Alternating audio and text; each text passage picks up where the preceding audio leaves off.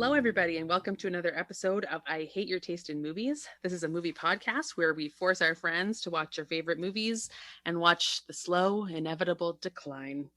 I'm Jackie. I'm Jen. I'm Austin. And you can follow us on Twitter at I Hate Your Taste and on Instagram at Hate Your Taste Pod. So I was really nice to these guys this week because I got to choose, and I chose well, I think. I think I made a great, excellent choice. And we watched Point Break. I feel like everyone else in the world has seen this movie except for us. So none of us have seen it because it's March and we're doing the Blind Spot March. Mm-hmm. So I just want to know, what did you guys know about this, if anything? I can read you my synopsis. Please. It is 4 words. I wrote surfers, thieves, cops, Keanu. Oh, Jen. That is the movie. You nailed it. You crushed it. Also, my synopsis, 4 words. I'm not even joking. The same 4? No, they're close though. Okay. Mine are surf robbers, hang 10. So, I mean, I also nailed it. You did. I mean, I crushed it. But I bet Austin used more words. I did use more words. I wrote, a group of thieves are also surfers, so Keanu has to infiltrate their group to stop a heist. And then around that time, I saw the, or when I went to rent it on Google, I saw the little picture at the top, and it was Patrick Swayze, and so I was like, Patrick Swayze is in this? I did not recognize him initially in that photo. And I did know it was directed by Kathryn Bigelow, but that's about it. I had no idea. Can I also just say, the fact that this movie is directed by a woman, and it is the most dude movie, is so... Oh my God. It is, but she gives us what the female gaze wants, which is wet-ass t-shirts. Gary Busey. Whew. Whew, you just ruined my lady boner. Ooh, I guess we can talk now that I'm focused on not Keanu's torso. But you guys, yeah, so everybody knew a little bit about it. Mm-hmm. Jen, did you know who the stars were? I knew it was Keanu and Patrick Swayze, but I did not know Gary Busey was in it until the credits, and I made notes because I was like, Gary Busey? He's one of my, crazy celebrity people, you know what I mean, where it's like I've only know him from crazy stuff, so I'm like, he's in movies, what? I think I said that when we were watching it together. I was like, who is that? That's the mugshot guy. Yeah. So yeah, I didn't know anything about him either, but I mean, I think we can just jump into it. Mm-hmm. And I'll say that I loved Gary Busey in this movie. I was fully a fan. I'm like, yeah, give me that older cantankerous detective, new kid under his wing, but he's sassy about it, and he gives him a hard time. That's a very fun dynamic. I love the old partner, new partner dynamic. It's fun. Yeah, I do think they had a good dynamic. Yeah, it's very standard kind of cop movie stuff where it's I gotta deal with the new guy who's got all these crazy ideas, but I don't know, it was enjoyable. Yeah, I think they had a good rapport. Mm-hmm. And I wasn't really sure, obviously, what we were getting into. Was this going to try and be a serious crime drama? Nope. No. But the second Gary Busey starts talking, you're like, okay, he's the funny one. Of course, Keanu doesn't have any comedic timing at this point in his career, so he's the straight guy. Hey, I was impressed to see him express emotion, so that was good. He yelled at one point. I was like, whoa. Was there? He yelled? Oh, when he was yelling at Gary Busey? When they were remember when let's do it. Oh, yeah. No, there was a point where he was mad. Okay. And I was like, wow, emotional range, Keanu. It's the first I've seen of it. I love that reaction from you because my notes on Keanu was he has not learned how to act yet. This is not his best work. My note was that his forehead is so smooth at all points in this movie. He does never frown. He's a below the eyes actor. He's he can clench his jaw and be like, oh, I'm angry. But his face is just his upper head is just chill, doing some surfs, whatever. Right? It's no wrinkled brow because there's just not a thought in that beautiful head. God, not a single one. I love how he's presented to be a lawyer. I'm like, okay, Keanu. Oh, yeah. You're a lawyer. You went to law school. Mm-hmm. Sure you did. Someone wrote lawyer on a piece of paper and handed it to you, and you're like, sweet, I'm a lawyer. And I mean, that's all the movie is. Like, he didn't really need to act or do anything. The movie was sort of just like, at one point I literally wrote, like, did someone just Google things that look cool and threw it all in this movie? Because it's like, bank robbery, surfing, skydiving, football. Like, it's just all, like, cool shit. Everything takes so long, too. Like, all of these extended sequences of all these things. And I'm like, this movie could be, like, 75 minutes. Yeah, I was being generous with saying 75 minutes, but like so much of this movie, like a solid 20 minutes could be cut from this of just like extended, mostly skydiving. I don't know why there was so much skydiving in a surfing movie, but yeah, because it looks cool. But it's like, they're like, oh, we're going to force Johnny to skydive against his will, but then we're going to do some cool acrobatic join hands shape making in the sky. I'm like, I'm pretty sure Johnny would just be like, immediately pull my chute. Like, I gotta get out of here. Yeah, they like kidnap him. They know he's a cop at this point. His life is in danger. They take him skydiving, and then just immediately he's like, woo, I feel so free. And they're like, let's hold hands and do trust falls. And he's like, I love you guys. He drove me so crazy. It was insane. Okay, we haven't even like I know, let's go back because I don't even understand how the movie got to that point. No. So we'll get there. I think we're going to question a lot about this movie and ourselves during the next little discussion. Yes. So we'll get there. We might be not wholly human beings by the time we get there, but we'll get there. So yeah, we all got it right. This is basically, Austin got it the most right. She used the most words. Keanu is an FBI agent. He's new, eager to prove himself. Gary Busey is his old curmudgeonly partner, taking him under his wing. Gary Busey has been investigating for like 3 years? This seasonal group of bank robbers who only hit in the summer. And Gary Busey is the only one who thinks they might be surfers, and he is literally laughed at for this theory, which I don't even understand why the cops are like, are you kidding? They're not surfers. And he's like, it's as reasonable as anything else. Why are you shooting me down so hard? Not the point. Anyway, they decide that Keanu should infiltrate the surf group, the surf community, and try and find out who could be doing these robberies. And then he runs afoul of some surfers. He gets into kind of camaraderie with some surfers. He falls in love with a surfer chick. All the while, he's a double agent trying to bring down the surfers. Eventually, he realizes the robbers are actually his friends, and then he has a big conflict of loyalty. They go skydiving. Question mark. And they have a big conflict, and the end. So that's the movie. You bring up a good point that I never thought of, where like none of the cops believe Gary Busey they could be surfers and laugh at them, even though he had some like circumstantial evidence, like sand and surfboard wax. Yeah, and tan lines. But now also I'm realizing they live in a surf town. Why wouldn't you think, yeah, maybe they are surfers? Because we live near a beach with a huge surfing community. Like, why not? Even just like probability-wise, they probably surf.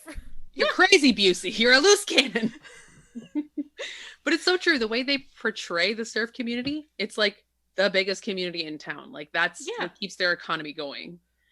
And it does seem to be very seasonal. So, this makes perfect sense. But no, it's because Gary Busey is like kind of cranky. His hair's all disheveled. He's a mouthy kind of guy. So no one wants to listen to him, no matter how right he is. And I mean, the rest of the FBI agents are presented to be the hugest dicks on earth. Dr. Cox. Yeah. I know.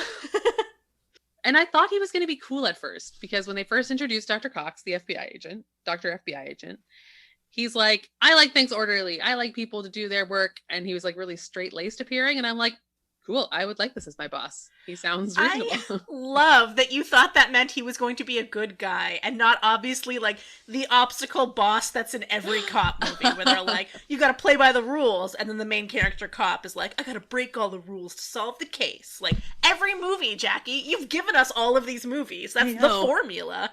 Okay, these movies are aspirational for me. I am a rule follower. I need instruction. I agree. I'm always like, follow there's like directions and like rules in place for a reason. What are you Right. doing just going all loosey-goosey with the It's rules? been Nope. proven to work. It's a procedure. I'm Johnny Utah. I'm walking through the office with my surfboard. I You do know things how my many- own way. Johnny Utah, by all rights and purposes, should be dead like 10 times over. Yeah, I know. Pure luck. When we talked about Hard Target, I called that one cop the worst cop in the world. Johnny Utah coming for that crown because, oh my god, He is the worst cop. he does nothing right. We could get right into the serious ethical questions about his undercover work. Yes, I did write several times that he is the worst FBI agent of all time. But he, first of all, just, I guess, picks up extreme sports extremely easily, right? He has never surfed. He has never gone skydiving. But he played football, so he's an naturally athletic, which is the same as surfing. Yeah, I think Johnny Utah is just very good looking, very proficient at everything, and very amazing, and everyone loves him. Like, that's what we're supposed to get. Okay. Even though he's dumb and wrong a lot, he's just really good at everything, and he's really hot, and people fall in love with him. Okay, so we're just talking about Johnny Utah's personality. We're just parsing him down to his most basic parts. He's charming. And how did he get so far in law school and to be a young FBI agent when he never follows the rules? Do you know what I mean? Like, they present him in two different ways. He's either a straight-laced, like, high-achieving, smart lawyer dude, or he's a renegade, play-by-his-own-rules cop. Like, I feel like they're confusing me. I think he was a straight-laced, play-by-the-rules guy until he got in with the surfers, because they're all like, fuck the man, we do what we want. And he's like, now I feel free, I feel connected to the earth, or whatever the fuck. Yes. And now he's a rule breaker. That's what Okay, I got so he's too. very malleable and has And- no real backbone. Surfing changed his life. So I read this thing that Keanu Reeves had to say about his character, and it made me so angry. He said, I'm ready. Lay it on me. so he described Johnny Utah as a total control freak, but the ocean challenges him and it beats him down and all this, whatever. So he likes that. And then he becomes as amoral as any criminal. That's what Keanu Reeves said. And I was like, I didn't get that from Yeah, how did you get from ocean to amoral? Right? That's a big jump. Right? It's like the ocean really spoke to him, so he decided to set everything he owns on fire. It's like, So What? I'm not sure What? that Keanu Reeves knew what was going on with Johnny Utah. I feel like what we're supposed to see in this movie is very clear. Yeah. And what it's really trying to say is like, damn the man, damn the system. You're all sheep. Be free. Be like Bodhi. Live free or die hard. Great title, by the way. But it just doesn't, maybe it's because I'm an adult and because it's not the grunge 90s right now, but I'm just like, you're so dumb. Yeah, I didn't really You're so get. stupid. I mean, I kind of just got the sense that it was less about the anti-establishment stuff. I thought it was more about the like excitement and pushing your body to its limits and the physical excitement, I guess, of taking these risks rather than the down with the man attitudes. And I think that's what Johnny Utah really latched onto. All right, Jen, you're the tiebreaker. What do you think the main message of the movie was? Surf's up, hang 10. Hey-oh! Surf robbers. I think we're both right, honestly. Like, Yeah. Yeah. I think, like, yeah, we're kind of saying the same thing. Sorry, but I think all three of us are right. Jen, you didn't make a stand. You're no Johnny Utah, okay? hang Get out of here. 10. Surf's up. Okay, yeah, let's get into why Johnny Utah is the worst cop ever. There's so many reasons, honestly. I have some questions about undercover work. I don't know if Jackie, as our resident expert, can let me know. I would love to. Yes, I'm undercover right now. You're under arrest. When you are an FBI agent going undercover to infiltrate a crime ring, do you use your own name? I believe that's rule number 1. Don't Do you get traced back introduce to your yourself real as life. like, hello, I am Johnny Utah. You all recognize me from my semi-pro football career. This is my house that I live in. Come over anytime. Criminals. Reasonable, Like, yes. This just seemed to me very... And, like, do you just you and your partner just roll up to the beach one day in your suits and go, I guess we're going to go undercover now. Let me just take my badge off and hop on this board. Like, it just seemed like there was no research done. Did anyone even know they were doing this? First of all, he's the worst choice to go undercover in any way because, like you said, he's low-end famous. And there was we've seen at least 6 other cops who are in his age group during this movie. Like, any of those guys would have been a better choice. And then getting into their quote-unquote plan of going undercover, you're right. It is the worst. Like Jen said, they literally wear business suits carrying a surfboard under one arm and try and blend in, ? Yeah. And then the rest of the time when Johnny's trying to infiltrate and he loses his suit eventually, Gary Busey is literally half his torso hanging out a car window with binoculars. Like, he is the second worst undercover cop after Johnny Utah. And it's embarrassing. I'm like, you guys have no training in this, I think. Yeah. And I don't even know, did they clear it with Dr. Cox? I don't know. I think they did. I think they did too. He said something about how, like, you don't have anything after this much time or something. Yeah, I remember that. He yells at them in the office at one point. So they did clear it. So I guess Dr. Cox is also a bad FBI agent because he's just like, training? What training? Good luck, kids. Yeah, you started literally this week. So guess what? You're undercover with a bunch of murdering bank robbers. Also, there are, like, surf instructors. Like, you don't just need to, like, go in and almost drown. Take a couple lessons. Yeah, lay the groundwork. This could take a few months, or I guess it's seasonal, so you're in a rush. But, like, you know, this could take a little while. Set up some lessons, then start to infiltrate, so you don't look like a fool. I feel you with that, but also, like, maybe don't infiltrate and just hang out at the beach like regular people because it's a beach town and observe. Because, again, later in the movie, all the evidence they get comes from tailing people and seeing what they do, which you could do as a cop without surfing all day, pretending that you're a surf buddy. Excellent point. You could have just done police work. Dude, it wouldn't be the best job ever. Just be like, I'm going to go sit on this towel for 8 hours a day and just watch what people do. Like, sign me up, please. Yeah, like you're doing a stakeout, but it's just at the beach. Sorry, but if you were a good police officer, wouldn't you try and find someone who can give you lessons who you think is connected to the robbers or something? Like, you're trying to infiltrate it that way. Instead, he's like, that girl's hot. I want her to teach me to surf, which is fine. It ends up working out, but he doesn't know she's involved with them when he starts attaching himself to her hip.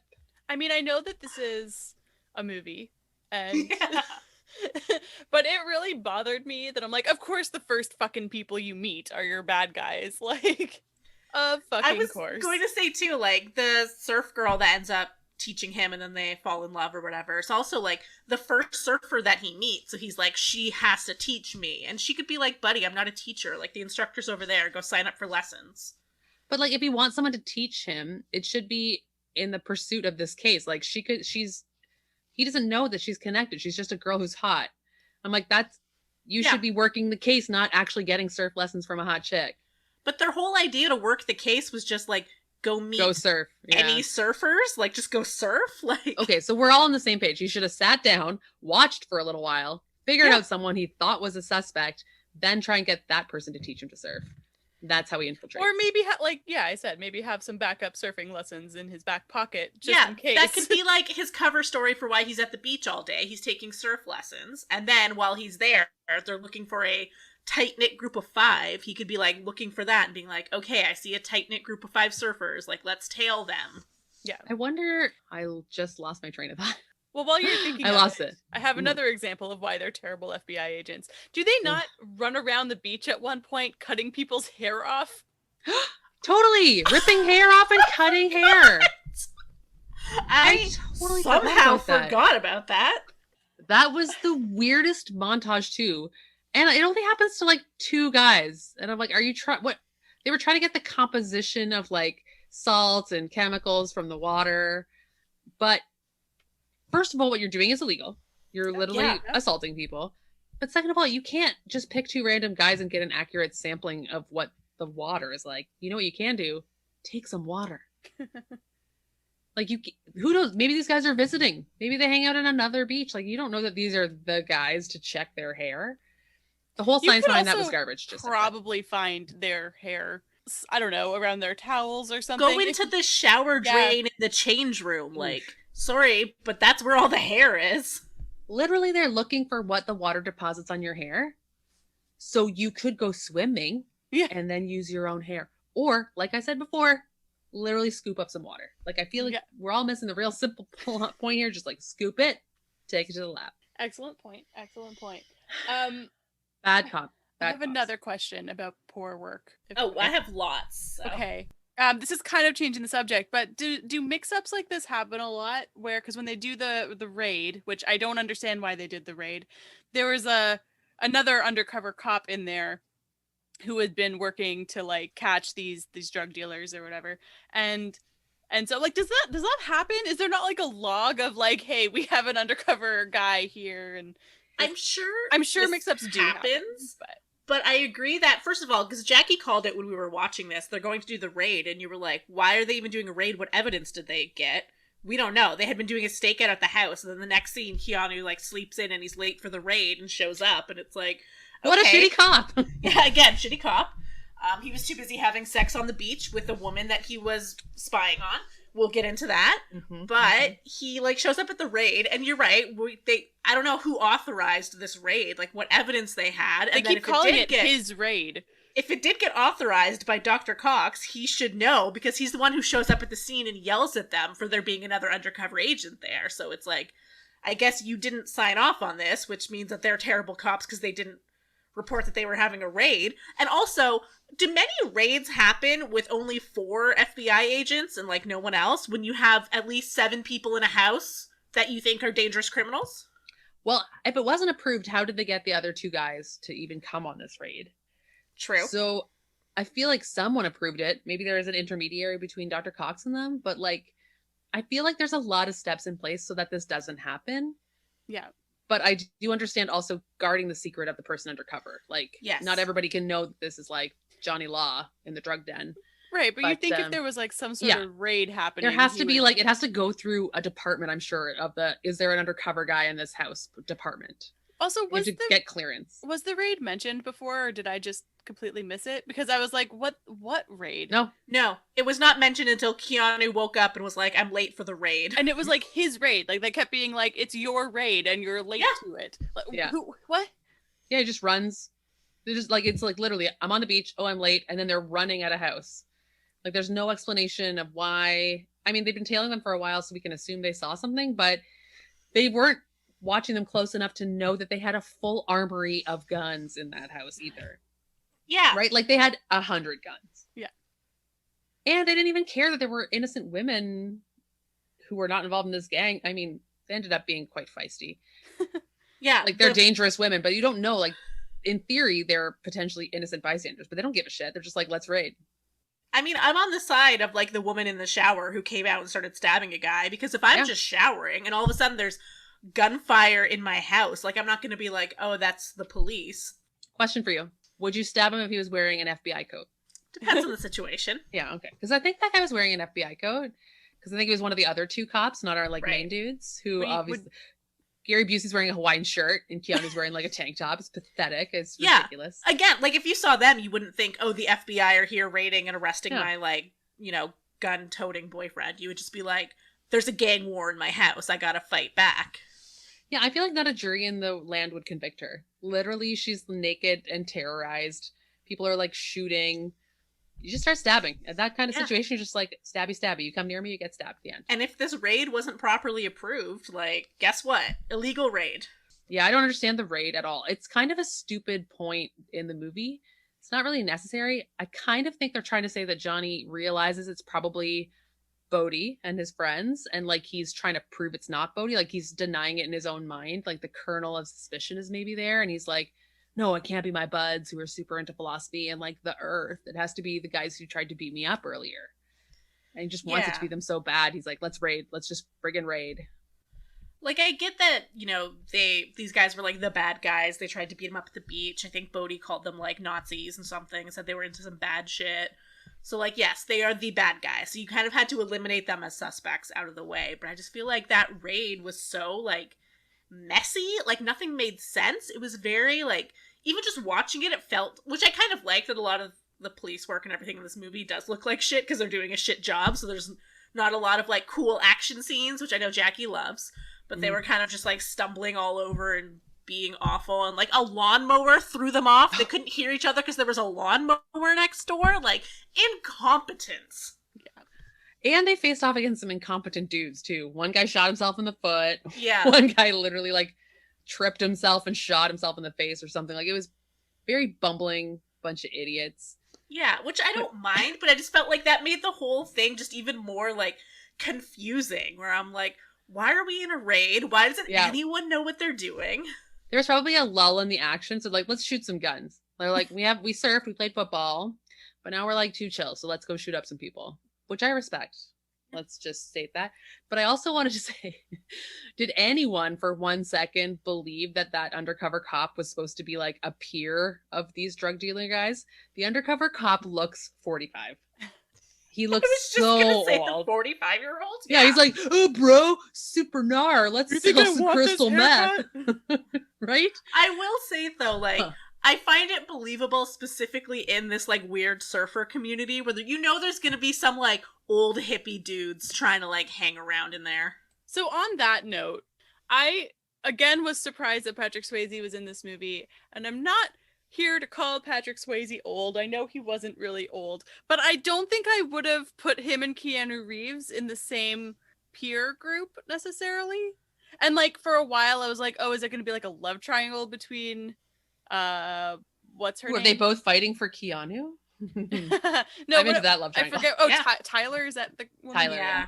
I was like, oh, is it gonna be like a love triangle between Tyler and then Patrick Swayze and Keanu Reeves? And it just had never occurred to me that Keanu Reeves and Patrick Swayze would be love interests of on the same level. I mean, I'm not mad about it. It just felt like a strange choice to me. I want to see what year he's Keanu 10 years was older born than Keanu. Okay.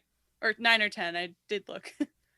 Yeah, he does. I don't know what it is about his appearance in this movie, Patrick Swayze, but he comes off as older than I feel like he should and is. Yeah. Something about the scraggly hair and the goatee. It's not a good look for him. It's an older man look. Yeah. Like, he looks closer to Gary Busey's age. Yeah.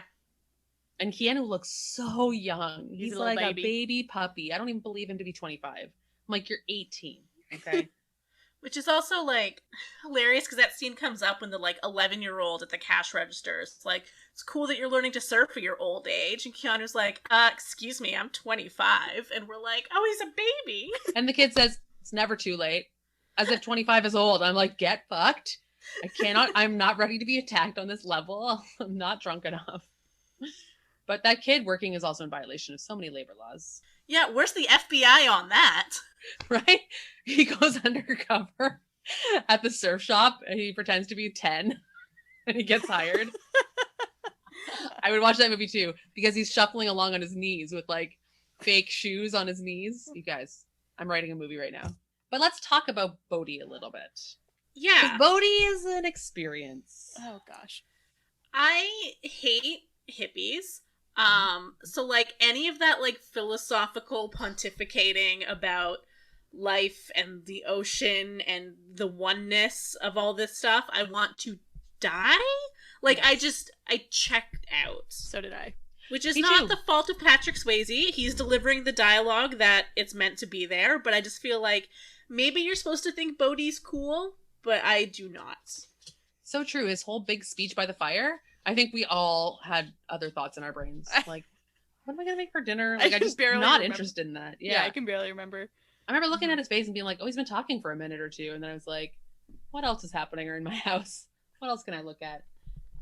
Because I totally agree. I don't want to say I hate hippies. I don't want to make that stance. Jen, I'm on the record. I hate hippies. Yep. But I do, I hate self-important, self-righteous people who claim to have answers when it's just like, dude, who the fuck are you? Like, you're not any more educated. You haven't done any more work on this. Like, you just feel like you're right. So you're going to act like you're right. And I definitely hate that attitude.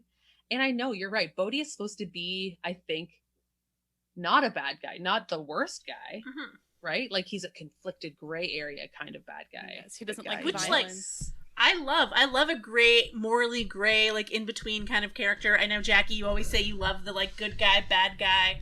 I love the, like, bad guy who's not really a bad guy. But, like, if Bodhi was, okay, if he was this dumb hippie, and he was robbing banks because anti-establishment, hate the world, whatever, but it was for a better purpose, I could be on board with him as, like, morally gray. Because I'm like, he's not killing anyone. He's, like, stealing money or whatever. But he's just doing it to go surfing. And I'm like, I can't get on board with that. If you were, like, stealing money, I don't know, if it was, like, a moral stance about capitalism, I could even get on board with that bullshit. But no. Yeah. If he was Robin Hooding or even burning the money, you're right. Like, if he had a thing that wasn't just, I'm selfish and I want to travel around and surf, like, that's not morally high ground, dude. That's the most selfish you can be. What kind of hippie are you that you can't travel around and surf without stealing millions of dollars? Like, people do it all the time. Right? Yeah. You wear your one poncho, you get in your van, you drive down the coast. I was going to say they all wear, like, crappy clothes, too, but they do have a pretty cool ass surf bungalow, and they have like those major parties, and it's definitely like a 4 or 5 bedroom house. So they obviously live the surf aesthetic, but they also want a really banging house and like cars and stuff. So yeah, it's all a lie. Like they're lying to themselves about their real beliefs, and they do that thing that bad people do where you just justify what you're doing in your own head somehow, and they're just like, yeah, damn the man, I deserve this more because I want it. Whatever stupid garbage is going on in his head. But he's just, maybe it's because of his self-righteous pontificating, which I love that you use that word, and I'm stealing it. But like, we're supposed to buy into him, but the way he acts makes me immediately hate him. You know, like, it really missed the mark for an adult me to like feel a connection with this guy. I'm like, you're a piece of crap. Immediately I was like, no, get arrested, please. Like, stop it. And then it made it harder to connect to Keanu Reeves' character, because it was like, why are you falling for this bullshit? Like, right? Also, like, have some self-control and say no to like doing shit that you don't know how to do, like going surfing in the middle of the night. Like, and I think to be a smart guy. Yeah, I couldn't get behind it, because it's like, this guy's clearly a jackass. He's talking shit. Like, he's full of shit, I should say. And he's just like, why are you falling for this, Johnny Utah? See, what I kind of liked in a weird way about this movie is that both of them made their lives so much more difficult by essentially, like, falling in love with each other. Like, Johnny Utah's just following Bodhi around. He won't shoot him when they're in the ravine after the chase, where he knows he's the bad guy and can stop him because he just likes him too much, so he shoots up into the air. Bodhi could just leave town at that point because he knows the FBI's onto him, but he's like, I gotta take Keanu skydiving with me. Like, they're just too obsessed with each other to, like, do their jobs properly. And, that's a really good question. Like, why does Bodhi make all these terrible decisions in the last third of the movie? Once all the cards are on the table, Johnny knows they're bad, they know Johnny's FBI, he just starts acting super self-destructive, I guess. Like, he just starts throwing out all the rules he lives by. Like, does he want to get caught? Is he trying to get caught by Johnny? Like, what do you guys think is going through his head? I feel like, and maybe this is wrong, but I almost feel like he's trying to justify what they're doing to Johnny. And that's why he's bringing Johnny along and being like, we're skydiving, you feel free, let go of all that baggage, come on the robbery, like, you'll never get a rush like this, like, this is it, this is the life, like, come with us, kind of, being like, I'm not wrong, we don't have to be on opposite sides, like, again, they're kind of in love with each other. They should have just gone off into the sunset. It would have been beautiful. Yeah. At one point, they were talking really close, and I was like, kiss? Nah, it didn't happen. I think the part that bothered me the most, and we kind of already touched on it, but right after they realize that, or like right after the ravine scene where he had the opportunity to shoot him and didn't, and so now everyone knows. Patrick Swayze knows Keanu's the FBI. Keanu knows Patrick Swayze is the bad guy. But, like, I mean, first of all, okay, hold on, back it up. He recognized his eyes from a mask while chasing him from a distance. Do you think that's him recognizing him, or just like having meaningful eye contact? I think he kind of knew at that point that it was Bodhi. Yeah, I think he already knew it was Bodhi, but I also think maybe he'd been staring into those eyes quite a bit. True. And he was like, I'd know those anywhere. You know what? I accept that, even from like 20 feet away. But what bothers me so much is that literally, or at least the way the movie shows it, like the next day, he says, yeah, I'll go skydiving, basically, with them. It's like, why are you doing that? And like, obviously, it's the whole like bluffing game of who packed my chute? Is there a parachute in there? Like, what's gonna happen? Blah, blah, blah. But like, what are you gonna do, Keanu? You're now in a plane with a bunch of people who want you dead. Like, everyone knows. I don't really understand anyone's side in that one. know. But I don't understand why Patrick Swayze brings him if he doesn't kill him. I mean, I think he wanted to like just fuck with him and then show him the video, because that was also when he had Tyler kidnapped. And so they wanted that I don't understand. The kidnapping of the girlfriend, I'm like, what is going on? Yeah, it's stupid. After the ravine or whatever, why wasn't Keanu just like, it is him, go arrest him? Like, why does he go back to the group at all? Like, why is he in the position to be taken skydiving? Does he go back to the group, or does the group come to him? Because he goes back to, I think, his house that he lives in, and then Tyler finds out he's FBI. Oh, you might be right. You might be right. Out. I did go to the bathroom at one point. I may have right, sorry. So, like, he goes back to his house that he lives in because he just, again, did all his undercover work from his own home using his own name. So smart. Stupid. So then the criminals, who now know that their friend is an FBI agent, show up at his house, which, again, in not movie world, would mean that he is murdered. Yeah. Yep. But you're right. Like, he knows that Bodhi is it now. He's like, we tailed these guys. We got them there. Like, we have evidence now. Let us go bring them in for questioning, at least. Yeah. So as far as I understand it, it's like the night before is when he, in the ravine, whatever you guys are calling it, and they have their big like face off. And then that night he goes to Tyler, she like bandages his face, and they're in bed. She finds out, she leaves. So it's like, it hasn't even had a night pass. So he was probably going to go in the next morning and be like, hey, by the way, guys, that's them. Or he could have even told the superiors and they were looking for them, but they didn't find them yet. Like, not a lot of time has passed since their showdown. That's I suppose. Fair. I also feel like, though, after that dramatic of a chase, like, there's probably protocols in place. Yes, he's a like, loose gun. Paperwork he doesn't and do anything. Shit, you know, you gotta do some paperwork. And Gary Busey probably set it on fire. I know there's a shit ton of paperwork when a police officer fires their weapon. Like, this movie, he does the thing I hate in action movies, which is fucking firing your gun straight up in the air. Not once, like 7 times above his own face into the sky. I'm like, you're going to kill 7 people. One of them will be you. Yeah. You are so stupid. Cop, I feel like that's gun safety 101. Yeah. Right? Like, if you have a license to carry a firearm, you probably know that bullets end somewhere. Right? Does Keanu have a license to carry a firearm? Do we know that he's actually even a qualified FBI agent? Did he just show up one day? Honestly, he's on probation. He's got to be like, this is his first assignment, his first week. So he's probably on probation. You're fired. Which also, like, I know we are jumping so far ahead at this point, but at the very end where Keanu's on the beach and then he throws his badge into the ocean or whatever, I was like, how are you even still a cop? You should have been fired after that fiasco. By the way, that is not an FBI badge. Nice. Right, you're right. It's a police badge. Where he found it, so he's just like, yes, it goes back into the ocean. I hate also in movies when people throw things into bodies of water. Yeah. I'm like, can't you put it in a garbage can, bro? Can't you like not litter? Like a this dolphin would choke on that badge. It's this shiny. is why our oceans are polluted, because Keanu keeps throwing in his police badge. Seriously, we got Keanu's police badge. We got the Heart of the Ocean necklace. Like, it is not your personal trash dump, Hollywood. Whatever. That interesting though. I was so angry at the end of this movie, but yes, carry on. We'll get there. We'll get to that. What is he trying to accomplish with the first jump when they all know that they're bad and they're on the opposite sides? Do you think he's still trying to win him over? Because if he is trying to win him over, why tell him that his chute isn't going to open and fuck with him that way? Because I wouldn't forgive you after that.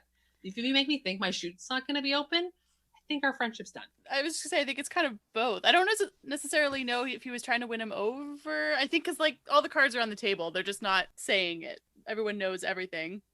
I think the initial jump was just to fuck with him, because he knew that because after they jump, after they land, that's when he shows them the video of Tyler being held hostage, right? Yeah. So I think the initial jump was just to like get a feel for get a feel for the joy of skydiving, but I'm also going to fuck with your brain, and so that you don't know whether your chute, like, because I know you know, and you know I know, but we're not going to talk like humans, and so is your chute, like, and then they play the game of chicken with the parachute.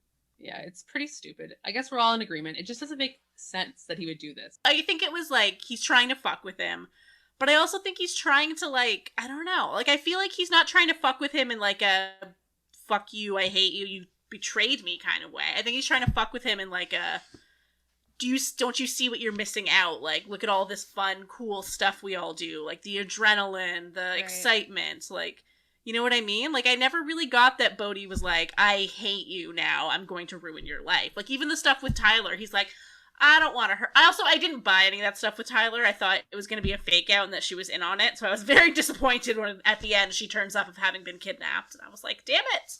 I thought she was just trying to fuck with him too because she's mad she got lied to. That would be really funny, actually. She's like, I was fine.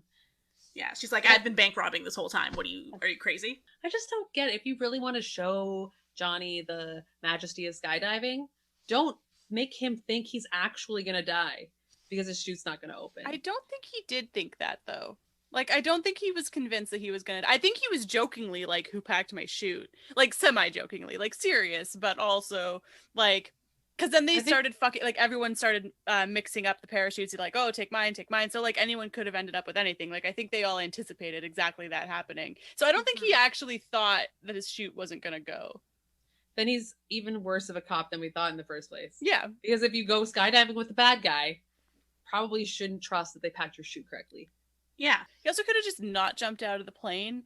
Like, yeah. I'm pretty sure he jumped out last, right? So he could have just gone up to the pilot and been like, hey, these guys are bank robbers. Bring me back to land. Like, let's solve this. Yeah, or like they all jump out of the plane. He goes up and picks up the little like voice control thing to talk to the people at the tower. Jackie, don't make fun of me. I'm a pilot. Voice control. So you just go and be like, hey, Mayday, FBI, whatever the fuck. Bravo, Charlie. I don't know. Mm-hmm. Yep. No, you're all of those things. I'm nailing Everything you're saying is amazing. I like that you're miming using like a CB radio. Yeah. No, but like you're right. Like, get Gary Busey on the line. I am with the bank robbers. Yeah. I just saw them. They jumped out of the plane here. They're gonna land like a mile downwind. So just get but the car, instead he jumps out of the plane with them and then immediately is having the time of his life. It's like everything is out the window. They're holding hands. They land. He and Bodhi are like besties again. And then Bodhi's like, by the way, I kidnapped your girlfriend. And he's like, right, bank robbers. Forgot that. The whole point of my job and my life for the last month. Oops, I forgot. My biggest beef with skydiving is how they're able to have a conversation while skydiving. Bitch, please. Oh yeah, let's talk about the bank robbery because we can talk about some other shitty police work. Yeah. Which is the theme of this movie. You know who I feel worse for in this movie, or the worst for in this movie, is that poor security guard. Totally. Who was like, guys, let's just not get killed. Yeah. He straight up was like, okay, so I guess we'll just get into it. They're robbing a bank. There's an undercover cop, and he has a gun. So he goes to the security guard and he says, all right, I'm going to start shooting. You back me up. And the security guard's like, no, please do not do this. Like, he clearly knows his limitations. He's not trained for this. And, of course, it ends up as a bloodbath. And I'm pretty sure the security guard dies, right? He at least the cop dies. The cop dies. I think they say three people die, and one of them was a cop.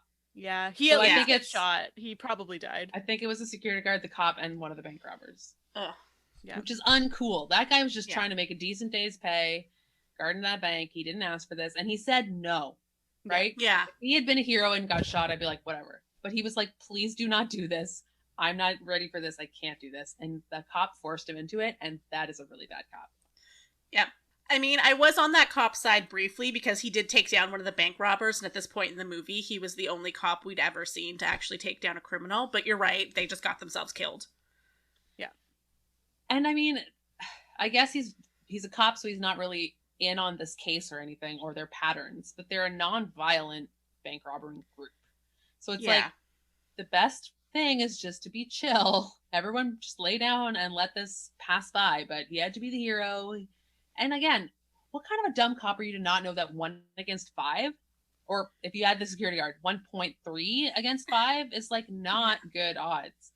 Also, that's a good point. Like, he's not on the case, but the fact that there's a traveling bank robber crew wearing president's masks in this one surfing town every summer, that cop is aware of them. Like, he would know that they're nonviolent. No one's ever been killed at any of their robberies. He could probably just maybe, like, take notes of them. Like, he observe what they're wearing, their height, give a better description. Do, like, chase after their car, sure. Like, go out in the street Yeah. and pull your gun like cops love to in movies and shoot at the car window or something. Yeah.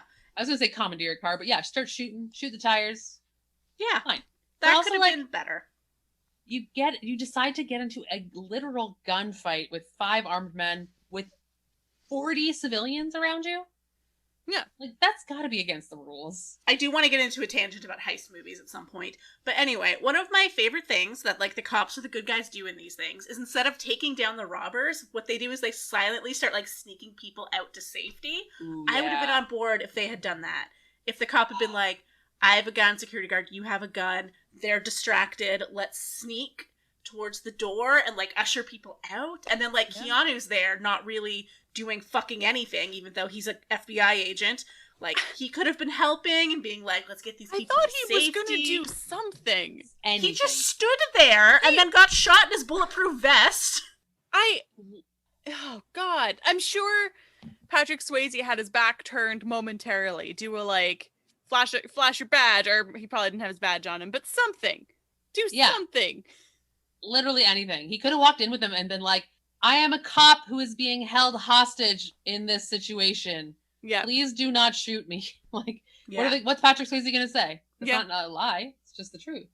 I think that we do have to talk briefly about the chase scene after another terrible police moment when he's literally standing outside the bank and the bank and the robbers go in and they don't see. And then they chase them when they leave. And they're, like, running through yards and running through houses. And then he throws a pit bull at him.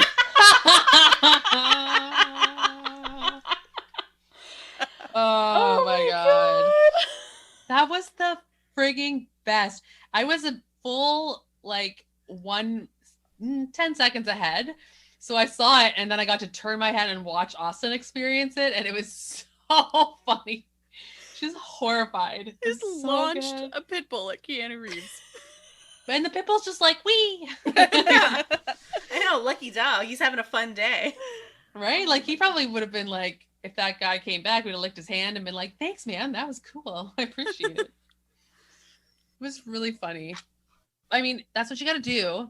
You know, Bodhi is like, no use rules. Your surroundings. Right? He's one with nature. He's one with the animals. So just makes them fly. Oh my God. But that whole chase scene, I wanted to know if you guys liked it. It's a foot scene. They're running.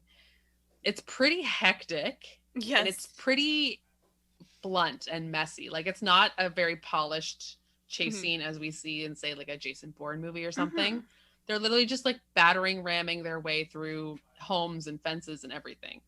So I was wondering specifically if Austin liked it, because she usually doesn't love a chase scene. But this had so much variety in it. Yeah, I didn't mind it. I mean, the pit bull, really. I mean, how could you not? But there were, like, moments of it that I liked. And I think I was looking at it more from, like, how it was filmed or how it was shot rather than what was actually happening. There was a moment when he was chasing Patrick Swayze by foot and they, like, run through the backyard. And he, like, runs through, like, a kiddie pool and, like, water splashes up and, like, water clearly got on the camera because for a while there was just, like, a drop of water on the lens the whole time. I don't know if you guys noticed that. So I, like, liked that little moment, and I liked I think this isn't quite that scene, but kind of along the same lines, there's, like, a really cool shot when they, like, are going into the bank to rob them, and it's like, you are Keanu, kind of. There were just some cool camera movements that I liked, and I feel like that happened in the chase that I appreciated. I'm trying to remember what else happened. I love that whenever they run into a couple people's houses. Yeah. And in most of those homes, there's, like, a woman with a stick or something. Like, there's always a woman who's ready to beat the crap. I think it maybe 2 with women, but still, like, they're running into obstacles, and they're usually middle-aged women who are ready to beat the crap out of them. And they almost win. And I'm like, that'd be great if an old lady beat the crap out of Bodhi and he just got arrested and movie ended. I was like, love it. Yeah, that lady gets, like, a medal from the city. Right? Pay off her house. She loves it. Yeah, I didn't mind the scene. I don't know. That was fine. Should we talk a little bit about Tyler? Yes, that's what I was going to get into. We have not dove into the Tyler situation quite. Yes. Maybe because it's so deeply icky. Yeah, like, it's weird because at first, like, the movie was obviously setting up that they were into each other and they were gonna fuck, so I'm like, for a while I was kind of just like, yeah, Keanu's hot, get it. And then once they actually started getting together, I was like, wait a second. He is an undercover FBI agent who is lying and manipulating to this woman. Yep. Yeah. This is not ethical. Everything's Yeah. under false pretenses. And Yeah. not only is he lying to her, he dove into her backstory to find out that her parents were killed. And then he lies and says that his parents were killed to force a bond. Yep. So he uses her private personal tragedy to exploit her, which is so dirty. Also, their hair is exactly the same. I was happy to see her. I just watched A League of Their Own a couple weeks ago, and I was like, wait a minute, that's the same actress. Oh So I my was God, happy. it is. Yeah. Oh, yeah, I didn't catch that. No, not at all. Her eyes are massive. But yeah, I was happy to see her. I like her. Yeah. She was like an it girl for a while. Yeah. But I love that she is just one of the dudes. Like, I do enjoy that dynamic that's not represented so much on TV and movies. Yeah. She's not like the girly girl. She's not the like fainting, wilting flower. She's like, yeah, I'm gonna fucking play football. I'm gonna tackle people and surf and do all the things I want to do and not care about what the boys think. Which pretty is, great. I think, also why, like I said, at the kidnapping storyline, I kind of thought she wouldn't just be, you know, the female love interest who's only here to be kidnapped and rescued by Keanu. So I kind of thought that it was a fake out, and I was a little disappointed that it wasn't. It would have just made more sense if it was a fake out because it doesn't go with what Bodhi's purported to be. No. And it all of a sudden too, Bodhi's like, oh, I wouldn't do anything to hurt her. You don't have to worry. But Rosie's a straight up psycho who likes to cut people and he would kill her and not even blink. And I'm like, say what now? Like, this guy was just a chill buddy that they surf with. Like, you can't all of a sudden say he's a straight up lunatic. Yeah, like, unless it's supposed to be like, oh, Bodhi's whole non-violent thing was an act and they're actually, like, hardened criminals. But there was really no evidence for that. You know what I mean? Yeah, they like, would have done violence in the robberies then. Yeah, or, I don't know. It was Or, like, if Bodhi was just panicking and going to violence because he needed to get away with it. But again, he could have got away with it by leaving town after he discovered the FBI was onto him. I mean, he was clearly going through something because he also, like, changed his pattern at the bank robbery where he, like, made them go to the vault. They never go to the vault. So he was clearly The going vault. through something. Let's dive into that. Why did he want them to go to the vault? I think he was just pushing it further and further. Like, I think he was just, like, going closer and closer to the edge or whatever. Like, I think it was an adrenaline thing. Okay. It just seemed to have something to do with Johnny because they were staring at each Yeah. other Well, it's the like whole this time. Weird Weird symbiotic sexual tension. relationship. Yeah. Yeah. But like what does the vault have to do with their sexual tension? Like why is he like, I'm gonna break all the rules and so that I can stare at Johnny with crazy eyes? I think he's trying to make it, like, Do you think he's trying to dare Johnny to catch him somehow? he's Kind daring of. Johnny about To something. do something. Yeah. Because I think, Maybe he just like, wants him to act in any way, just like yeah. make a decision, make a choice. Because I think, like, if Austin's right and he was kind of just, like, pushing things, trying to push it a little further, they both know that the vault is, like, what wastes time and you're more likely to get caught. So maybe he's, like, looking at Johnny, like, you know, the police are on their way, like, we're in the vault, time's ticking, like, are you going to get arrested with us? Are you going to help us get away? Like, what are you going to do? Yeah. And the answer is nothing. Nothing. Yeah, he doesn't make a stance or do anything. He just kind of stands there with a gun, looking kind of constipated, and then Get shot. everybody else dies. Yeah, I really thought, now we're back to this robbery scene, but I really Yeah. thought when they walked in and they didn't give him a mask or anything that he was going to, like, do something. Like, he was going to signal to the security cameras somehow. Like, I don't know. I Yeah. really thought there was just going to be a purpose of him there in that scene, not just look confused and then be along for the ride. Do you think he would have left with them if he hadn't been like knocked out? Probably. Probably. He has no spine. So, So why did he knock him out? Like Patrick Swayze knocked him out, right, and left him behind. I think Isn't that what because, happened? like, his brother got shot or whatever, and then again he was, like, Oh, thrown off okay, his so game. maybe that wasn't Yeah. the plan. No, I don't Okay. think that was the plan. Man, Yeah, are we I supposed to think it care was just about? the chaos of the shootings. Are we supposed to care when that surfer died? Because I was just like, sorry, you fucking rob banks is what you get. Like, there's no emotion there. Maybe again we're supposed to like identify with these surfers more. Oh, they're just young kids and I'm just like, nah, you fucking rob a bank and you get shot. I'm not sad. Yeah. You're dumb. Would now be a good time to jump ahead to the last skydiving scene? I feel like we covered the kidnapping, we covered the bank robbery, and the first skydiving, which leads us into the second skydive. Okay, we are at the second skydiving scene. So Bodhi's, like, escape plan is that he and his surfer buddies who are still alive are going to go back to that exact same airport, and that exact same pilot is going to take them skydiving over the desert, I guess, and they're going to have, like, someone come meet them at a specific spot in the desert with a jeep to, like, take them away. Which, really, really convoluted escape plan. I think he just wanted to go skydiving again. Yeah, you could just drive. Yeah. But all right. And then Gary Busey dies at the airport, I guess. Oh, we totally missed the car chase scene. I mean, I guess I don't really have anything to say about it. It's pretty stupid. Yeah, but Keanu and Gary Busey show up at the airport. Keanu has some, like, mano-a-mano with Bodhi. And then Gary Busey got shot, and another surfer guy got shot. Sorry, we totally forgot that in the bank, after everyone leaves, and they're patching Johnny up, Dr. Cox comes in, and he's like, yo, whoa, and they're about to arrest him. But then Gary Busey punches his boss out and steals Keanu Reeves. Again, terrible police work. What are you doing? You're fired. You're both fired. You can't just take a guy in handcuffs and leave. Oh my God. Again, this is why at the very end when Keanu's like, I don't want to be a cop anymore. I'm like, you would have been fired. You would have been taken away. Like, so Keanu Reeves ends up again kind of kidnapped on this plane with them. Sorry, can I just interrupt one more sec? Just in regards to Gary Busey's death. Mm-hmm.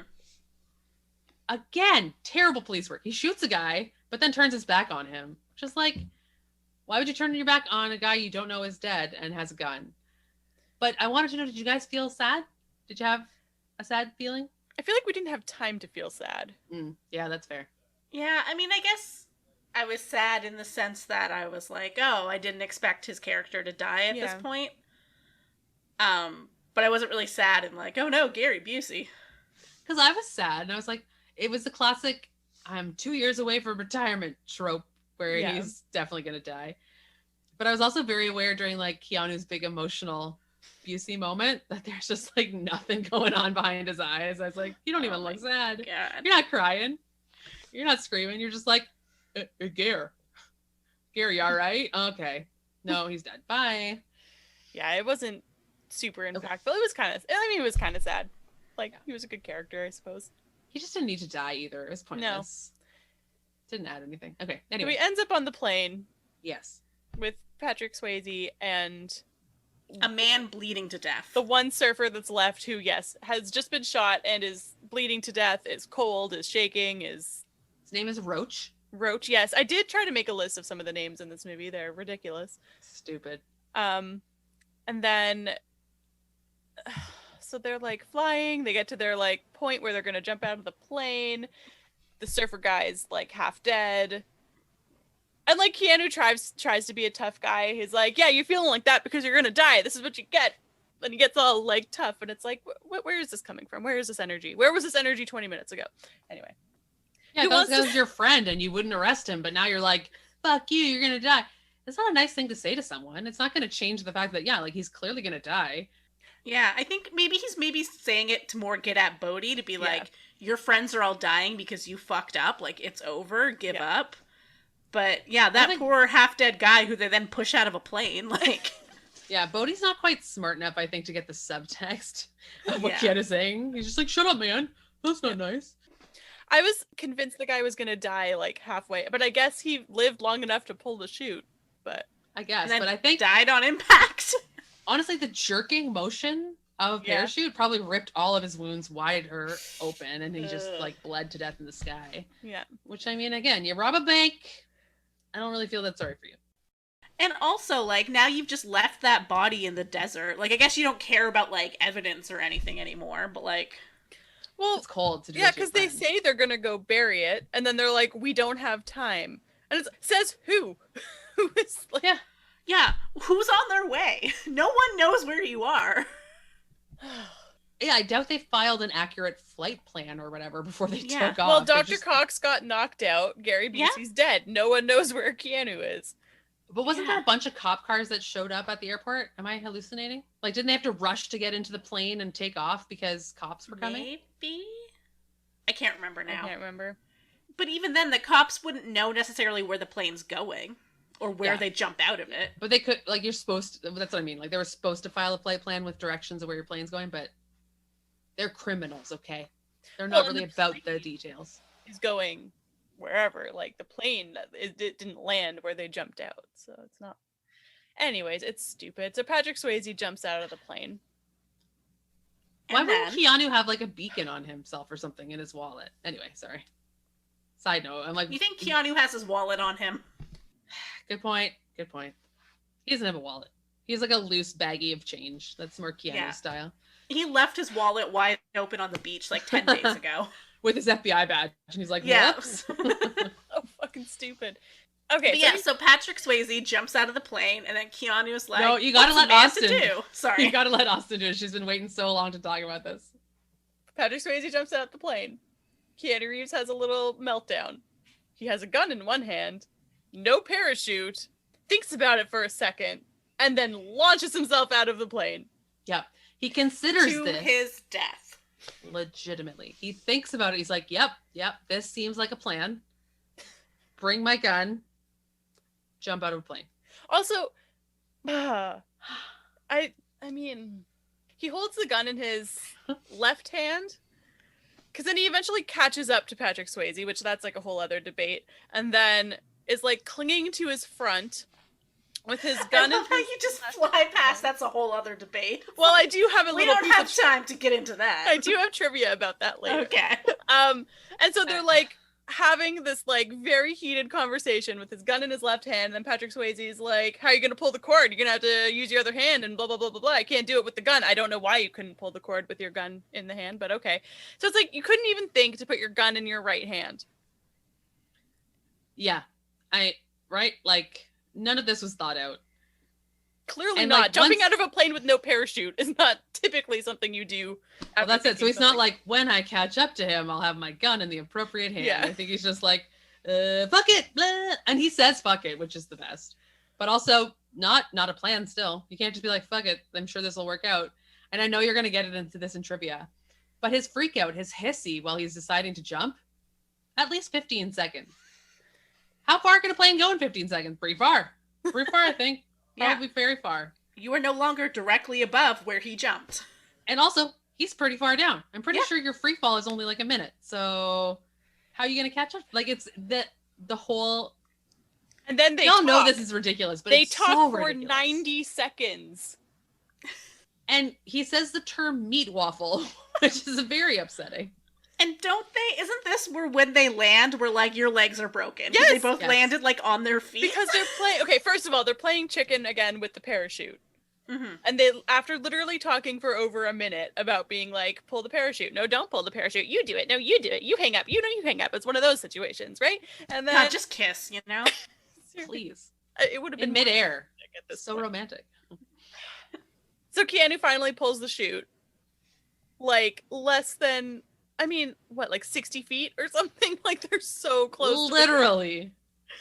It's insane. Like, I think you're right. I think they even say, like, 60 feet. And then they had the audacity to show them landing on their feet. They couldn't even, like, fake it. Like, they landed on their butt, or they landed more, like, softly. They landed, like, straight on their feet. Yeah, and as we talked about in that moment... Even just jumping from like a couple stories, if you land on your feet, your femurs shoot up into your torso. Like they just snap. Your hip joint, the ball socket is connected by a pretty thin piece of bone. It just snaps. They shoot up. You die, or at least all the bones in your legs are shattered. Like it's just, but in this case specifically, they would be flat. Yeah. They would be waffles, like they said. You need something like a kilometer of hang time to slow down enough to land. Like you cannot do, there's so many I'm done. There's just so many movies that do this. We were talking about Hobbs and Shaw, but I'm just like, why is this ever an acceptable thing they do in a movie? You can't. Sure, you can fly, a motorcycle and hit a helicopter with it. I'm okay with that. I'm following you. Die Hard. But the fact that you're trying to really break the laws of physics, like bend them, don't break them. Like keep it a little bit realistic. Right? It was ridiculous. I hate that. I hated that. I mean, we all had the exact same expression on our face, which was like gaping mouth, like horror, like he just fucking jumped. What? But then the what they're trying to make us accept happens next is so dumb. I'm just like, you lost it. You lost any semblance. Because, like, after they land on their feet, too, like, Bodhi kind of gets up and stumbles away into the getaway car, and Keanu is only, like, not able to because we've already established he has a bad knee. And if it wasn't for his bad knee, he also would have been able to walk off that, like, death-defying leap. Yeah, he would have chased him. Yeah. But it's his knee. Stupid knee. It's a football injury. Shucks. But I'm going with Austin too. They didn't plan their like jump well. Like they weren't like 10 seconds to jump so that we can meet our ride. They're just like, yes, it's time to jump. So I don't buy this car being able to pick them up. They would have been 5 kilometers apart. Yeah. From the corpse, and then there would have been the corpse of Bodhi, and then there would have been the corpse of Johnny. All these corpses are scattered over a big, large area. Like the idea of a car coming to pick them up. The getaway driver is just like, it's like, what? Oh God, there's so much blood everywhere. And like Tyler's still kidnapped in the back seat, and he's like, I guess you're free now.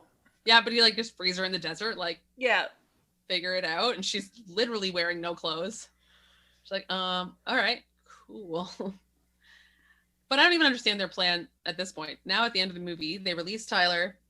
Her and Johnny hug, cry. They drive away, and I'm like, they're still in the middle of the desert. They don't have a phone.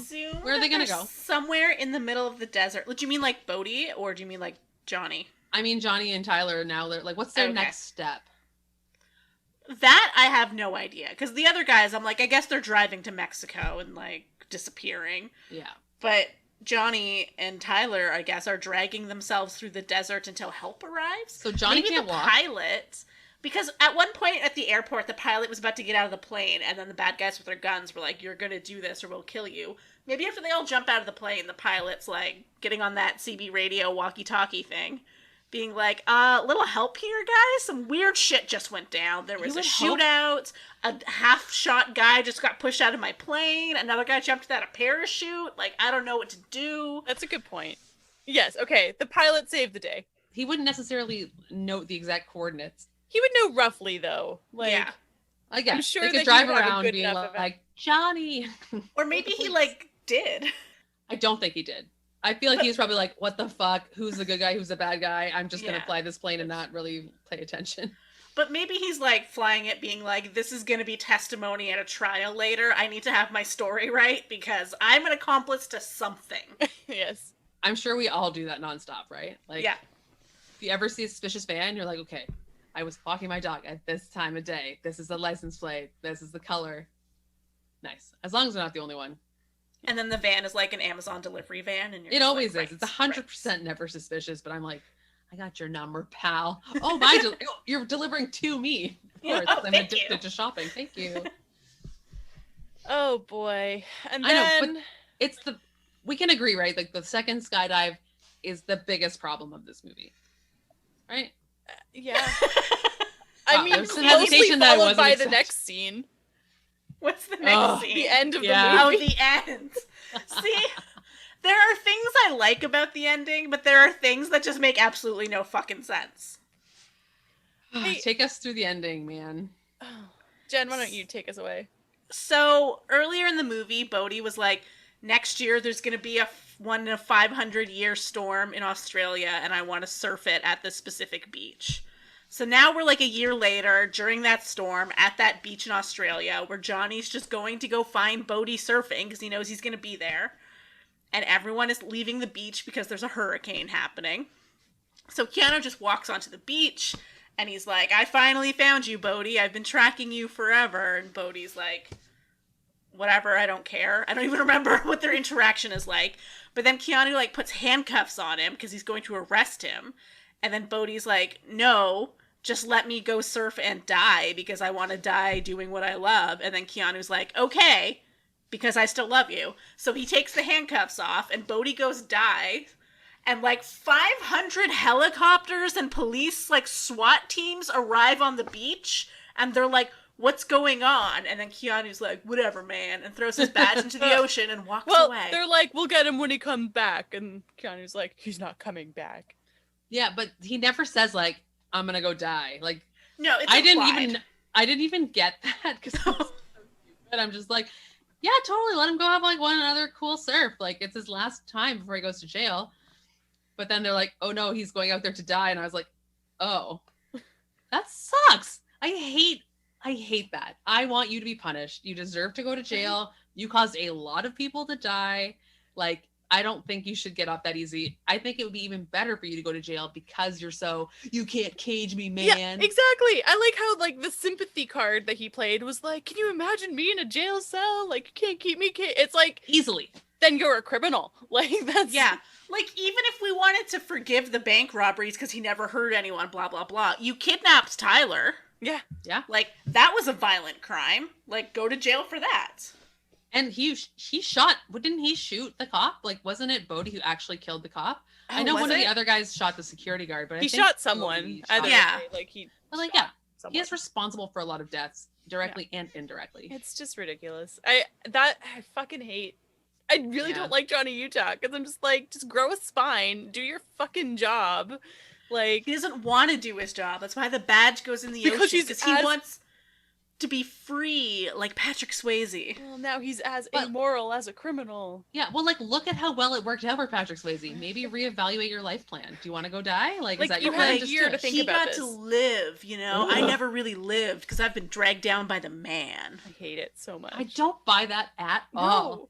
You got to do cool things in your life. You were a football star. You went to law school. You probably partied a ton and traveled everywhere. Like, cry me a fucking river, rich white boy. Yeah. Oh, sorry about your existential crisis, other rich white guy. Like, get fucked. It's, at one point, Jackie, you were just like, I hate all this, like, super 90s, like, anti-establishment stuff. And that's really what it is. Yeah. Like, a lot of movies from the 90s are all like, our lives are so meaningless and boring because there's nothing real. It's just office jobs and capitalism. So, like, that's really, like, the vibe here. And there's been a lot of, like, you know, stuff written about how that all changed after 9/11, and people were like, oh, no, we have real problems. We actually had it really good then. We shouldn't have been whining so much. But this is very much in that, like, 90s, like, era where it's, like, 80s was, like, the excess, and now you're just like, I have everything I want, and I still feel bored. And that's, like, the whole thing of this movie, where they're like, I don't have real problems, but I feel like I do because I want something more still. Like, I'm entitled to a better life than what I have, even though my life is totally fine. I hate it. I also think the internet has changed that a lot. Mm-hmm. Like, the way the world functions now, where there is a lot more opportunity to be an entrepreneur or, like, branch out. It's not necessarily your life is going to be an office job, which is, I feel like you were kind of more pegged into a hole in the 90s. Yeah. So maybe it's hard to look back and appreciate that. But regardless of appreciating why they feel that way, it doesn't excuse how ridiculous and stupid and selfish they all act. Like, that's not a solution. It's just more self-congratulatory masturbation. Like, calm down. I actually got a really bad taste in my mouth from that movie, just because I was like, ugh, you're all teenagers, basically. You're all dumb, selfish kids running around playing adults. And it's just, I don't want to watch that. Jackie's team, Dr. Cox. Honestly, I am. I kind of am too. I'm with you, Jackie. I really hate the way he talks, the terminology he uses, and the frat boy mentality that all the cops have in this movie. But true. I stand by my initial impression of Dr. Cox, where I was like, he would be a good boss.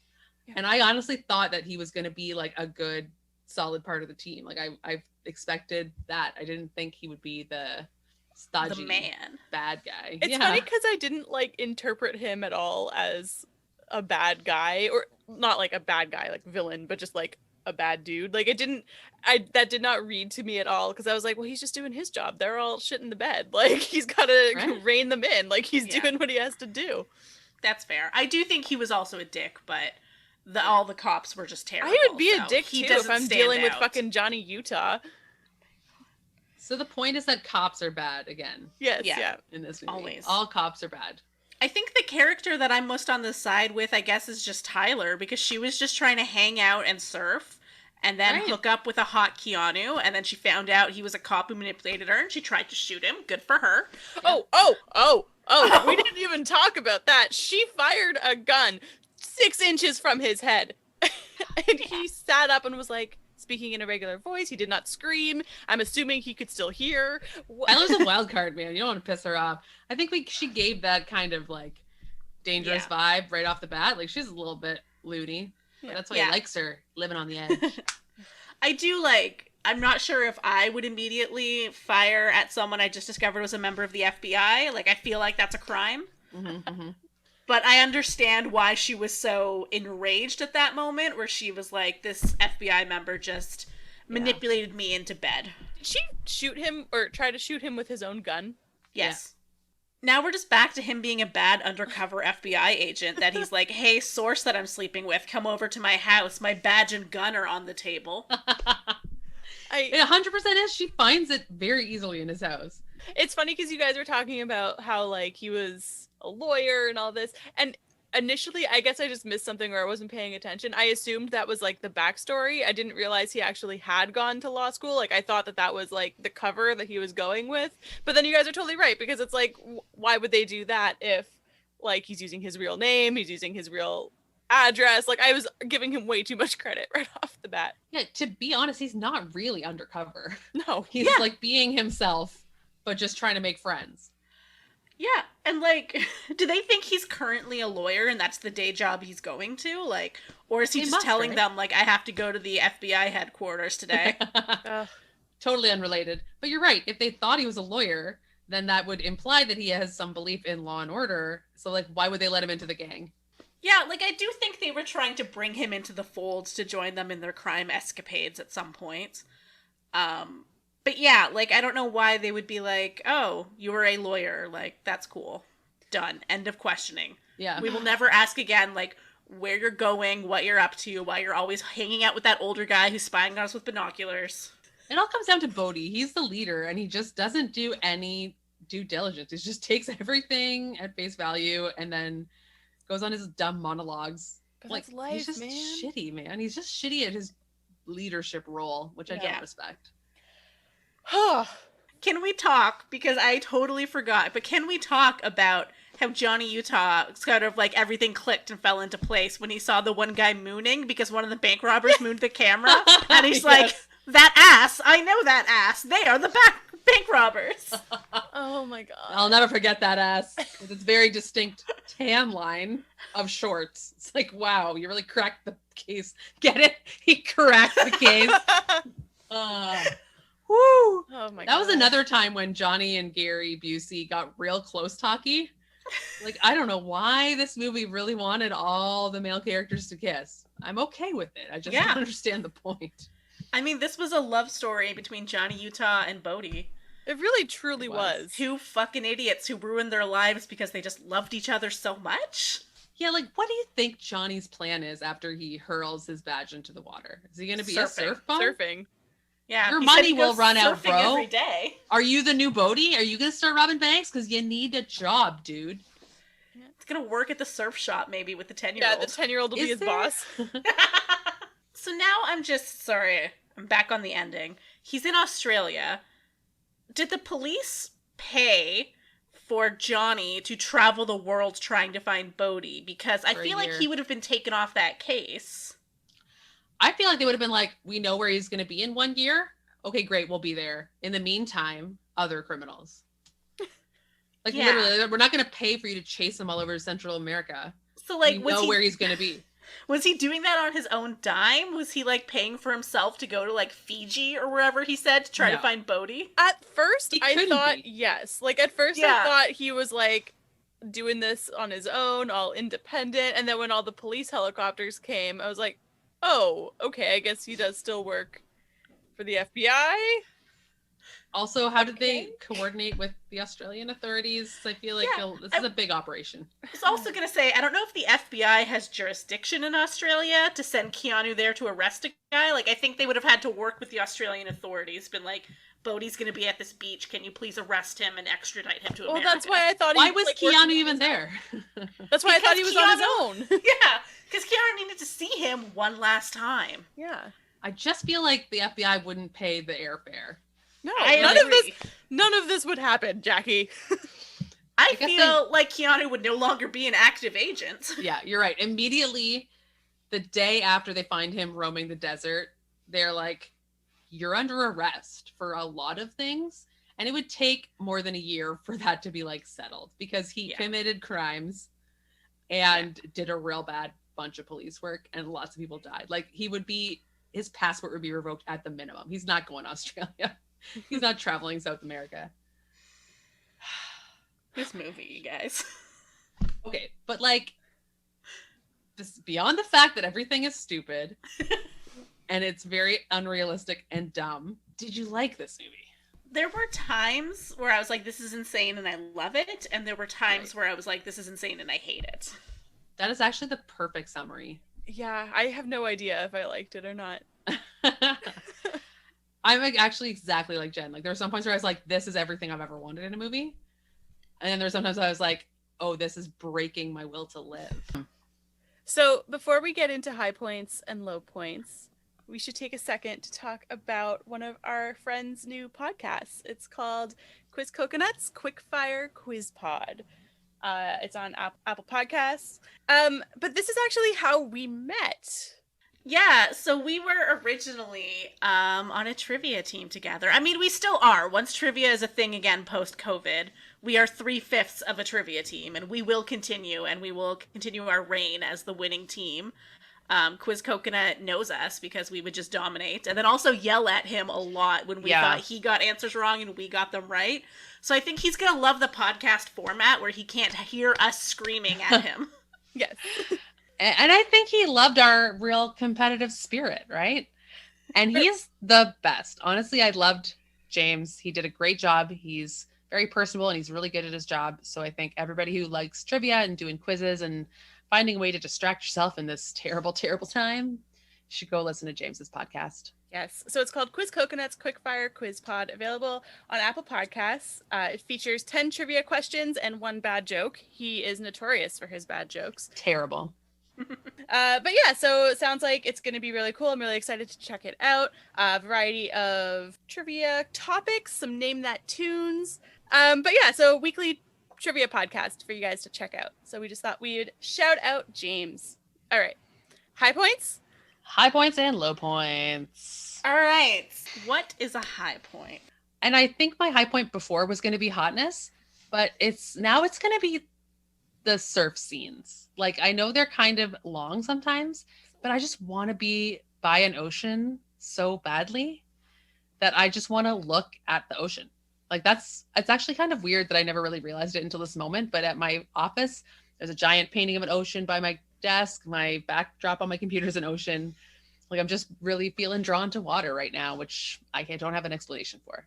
But I'm choosing the idea of surfing, and even for a brief moment being transported into that world, to be my high point. It's hard to choose a low point because altogether there's a lot. Like, you could parse it apart and pick a lot of low points. I think I'm just going to pick the general self-righteous Bodhi attitude, right? Like, I didn't vibe with it. I like feeling a clear feeling about a character. Like, I can tell what the movie wanted me to feel, and that wasn't coming across. So it was a disconnect that I didn't enjoy. And that because of that, I didn't have any investment. I didn't understand what he was doing, and I didn't care why he was doing it. I was just like, you're a bad dude. I don't want you to get away with this. I want you to go to jail. So Bodhi's dumb face, I guess. Yeah, I'm really genuinely struggling to come up with a high point. Not because I hated it. I just can't think of a particular part that I really liked. I mean, I liked the shots of them skydiving. Like, it was cool. It was well done. I mean, that was them skydiving, so that's cool. And like surfing and stuff. But by the same token, that's like one of my low points, because it's like, why do all of these scenes have to be like 20 minutes long? How many extreme sports can we shove into a 2-hour movie? Like, it was a little extended. I think I'm gonna have to go with my gut reaction, which was the throwing of the pit bull. You know, I have not seen that before. It was original. It was amazing. Then for like my low point, I feel like it's like the flip side of Jackie's low point, because I also hated Bodhi and I hated his attitude. But because of that, I really hated the way that Johnny Utah had like no spine this entire movie. Like, he just completely was enamored with Bodhi. And I know that that's the point, but because I was not connecting with Bodhi at all or sympathizing with him at all, and I was just annoyed with it, I couldn't understand why Johnny Utah was falling for it, you know? And I just was like, just do your fucking job. So that really pissed me off. And so I think he was my low point, honestly. That's fair. I think my first high point is the name Johnny Utah. I think that is a fantastic name. Is your low point every other name? Yeah. Every other name is not nearly as good as Johnny Utah, which, like, they just give it to you with a straight face. Like, that's just his name. That's nobody's name. But my real high point is actually, I had to look at my notes to try to remember, but you guys can laugh at me for this, but it's the lawnmower scene where for a minute you think someone's gonna get a lawnmower to the face and it's gonna turn into like this like horror gore splatterfest. I was on the edge of my seat waiting. I was like, it's either gonna be a hand or a face, but that rotating lawnmower blade is fucking someone up. And then it kind of didn't really happen because Gary Busey shot the lawnmower off from across the like lawn, which is also hilarious and great. So like, I just think, even though it was stupid that the cops were so distracted by a lawnmower they couldn't hear each other. I think lawnmower just going off on its The lawnmower is the real star of the movie. Yeah, I think the payoff of the lawnmower scene really just was a fun time for me. And then my low points, I have to say, like, Tyler, but not the character of Tyler, just her role within the movie. That she gets, like, manipulated and slept with by an FBI agent who's lying to her about everything, and then just kidnapped, and then that's it. You know? Well, no, and then she gets back together with him. There's no consequences for Johnny's lies. Yeah. They're just like hugging and kissing in the desert when she's just like, I'm so broken. You're the nearest thing that can hold me together. So I forgive you and love you, FBI Johnny. The portrayal of the only female character in this movie is my low points. They did her dirty for sure. Yeah. And literally the only female character in this movie. Yeah. Not even the only female character who has lines. Like, she's the only female. Yeah. Yeah. The only other women we see are the naked ones in the house during the raid. Yeah, or bank robbery victims. Yep. It's rough. Quotes? Ew. Quotes. Oh, well, we know one, Jackie. Woo! Yep. You're young, dumb, and full of cum. What? I've heard that before, but I did not know where it came from, and I honestly hate it. It's the worst. I hate it. I am not a like toilet humor person, it is pretty great, and Dr. Cox delivers it pretty well. And then Johnny, he mutters in his aside, he's like, I guess there's not an asshole shortage. Just like, good burn, Johnny. You're a real smart guy, Johnny. What adult man goes by Johnny? Honestly, it's John Utah. That sounds better. Jonathan Utah. No. Jonathan Utah Jr. Oh, brutal. Oh my gosh. I really thought it was funny when the kid's telling him, good for you for trying to learn a new skill. He's like, I'm 25. And the kid's like, yeah, you're old. It's not too late. And then Johnny's like, how hard can it be? And then he masters surfing in 2 weeks. So clearly, not very hard. I do like when he first meets Bodhi, he's like, hey, my name's Johnny Utah. And Bodhi goes, who cares? Yep. And then when they're talking about surfing, I don't think it's Bodhi who says this, but someone says, nothing comes close, not even sex. And Tyler goes, maybe you're not doing it right. Hey, plow. Nice, Tyler, nice. Oh yeah, he says, while they're playing parachute chicken. Side note, I'm pretty sure they've proven many times over that you can't hold on to someone while their parachute deploys and not get ripped off their body and plummet to your death. That's not important. What's important is when Bodhi says, 6 seconds, Johnny, then we're going to be meat waffles. I'm pretty sure he means pancakes, which makes a lot more sense. I was going Wait, what's a meat waffle? He says, lawyers don't surf. And he goes, this one does. And that's the only discussion they have of Johnny's day job. I'm a surf lawyer. That makes sense. With a briefcase. Yes, I want this to be like a procedural. You know how there's all those law shows, but there's one about like the surfing lawyer. Yeah, surf lawyer. Oh, no. Oh, yeah. All right. For trivia, Oh, sorry. Sorry, I just got to tell you this one quote that I just looked up. Yeah. Sorry, I'm really sorry, but I didn't realize this was a quote. But he goes, do you think taxpayers would like it, Utah, if they knew that you were paying a federal agent to surf and pick up girls? And Johnny Utah says, babes. He goes, I beg your pardon? He goes, the correct term is babes, sir. I'm going to throw myself out the window. I did not hear that line, but when I saw it here... I also did not hear No, I that didn't clock line, that. No. but that is the worst thing I've ever heard. That's it. That's the Oh my quote. God. All right. So the budget for Point Break was $24 million. The worldwide box office was $83 million. I did look up what a point break actually was. It is where the waves hit a point of land or rocks that jut out from the coastline, and it can create a really long wave to ride as it wraps around the point. So Oh. that They is did- what a point break is. They did reference it one time during one of the extended surfing scenes. Bodhi was like, and then we gotta hit that point break. And I was like, name of the movie. Did he say it? I missed that. They said it once, yeah, but they didn't, Yeah. explain it or anything. No, it wasn't no, like I- important I just to the knew movie. it was, this is a surfing term. Yeah, that's why I wanted to look it up. Okay, so I think we all had the same reaction when Bodhi jumped out of the airplane the first time because he was like super acrobatic and shit. And through my brain, I was like, that's probably Patrick Swayze, isn't it? Like, that's him doing his own jumps. He's a fucking skydiver. Although I guess there's some there's some miscommunication somewhere because everyone says that he was a skydiver and he would like go skydiving on breaks and shit, and like he had to stop once he got signed because of like insurance. Like he couldn't go and do his own skydiving on his own anymore until after the movie was finished.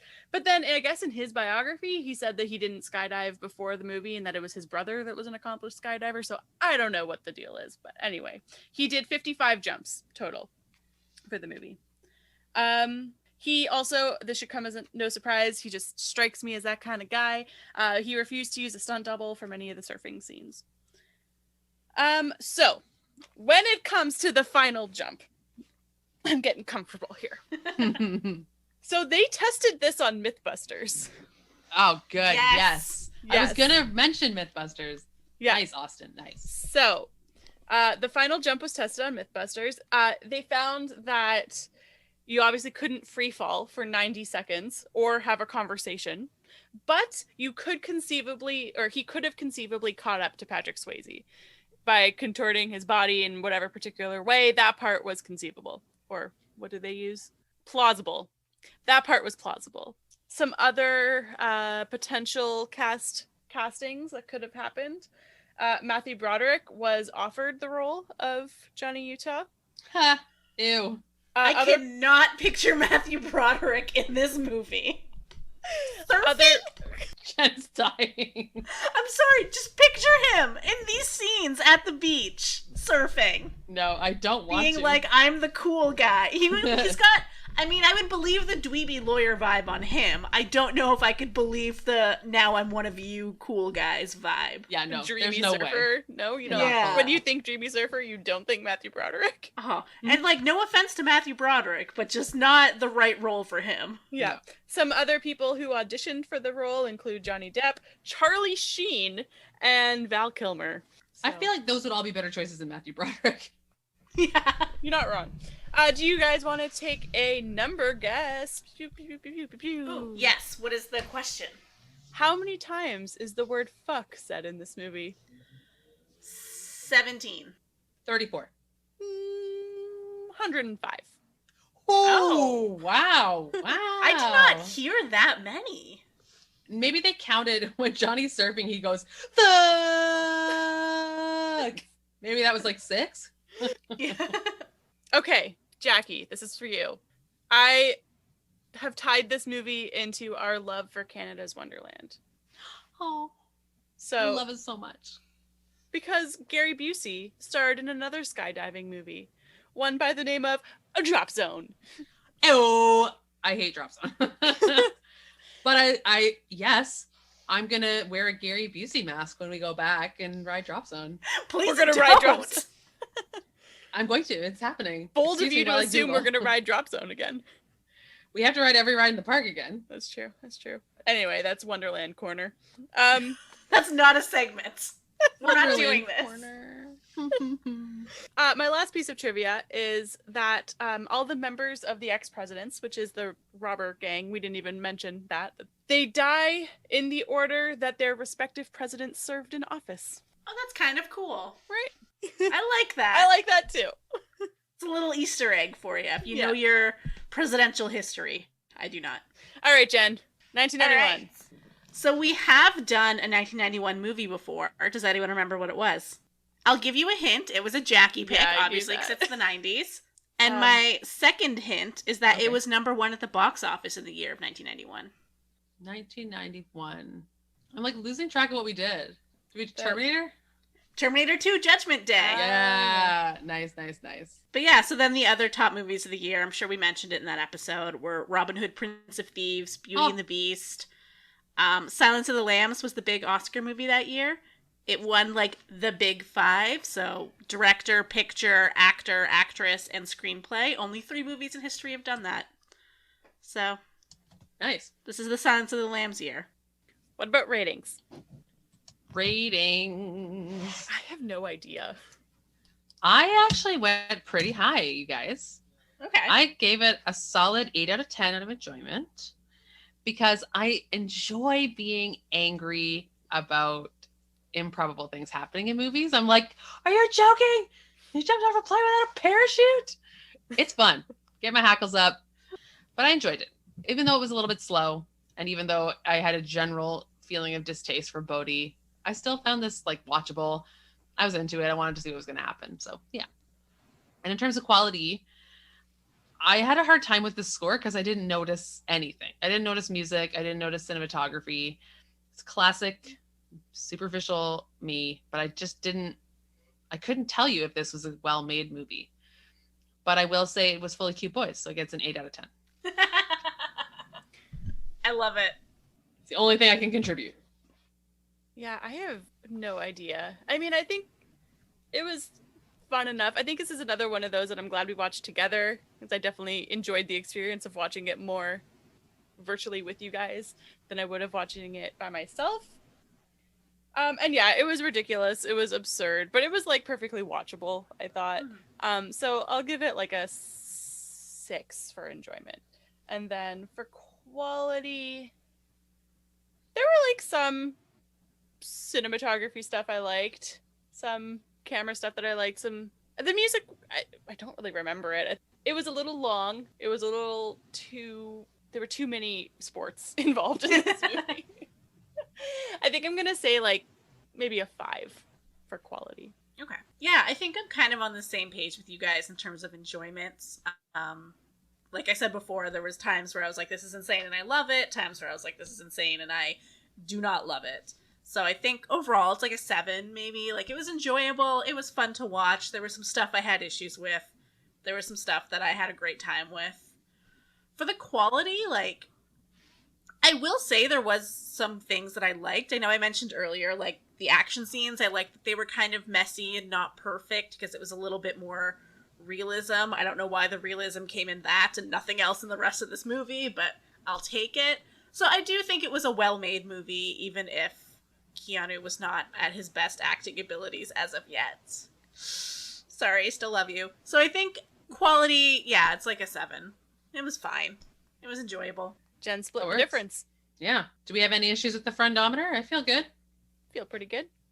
I feel so good I would jump out of a plane and catch on to you guys and fight over who would open the parachute. I feel like we've talked about this, Jen. We will all die. Okay. So next week is April. So we're out of our blind spot month. So we're back to regular scheduled programming. So it's my turn. So we are going to do Cabaret. We did a Judy Garland movie a couple weeks ago on my last pick, so let's keep the family line going. Liza Minnelli, we'll do Cabaret. It's going to be fantastic. So that wraps up Point Break. Next week, like I said, we're doing Cabaret. In the meantime, you can follow us on Twitter at I Hate Your Taste or on Instagram at Hate Your Taste Pod. We also have a website that's IHateYourTasteInMovies.wordpress.com, and there are links there to our merch. And we are also now on BuyMeACoffee.com, so if you'd like to support us in any way, you can find us on there, BuyMeACoffee.com/IHateYourTaste. And if you like what you're hearing, please leave us a review on Apple Podcasts or iTunes. It's really, really helpful. Thanks so much for listening. Bye.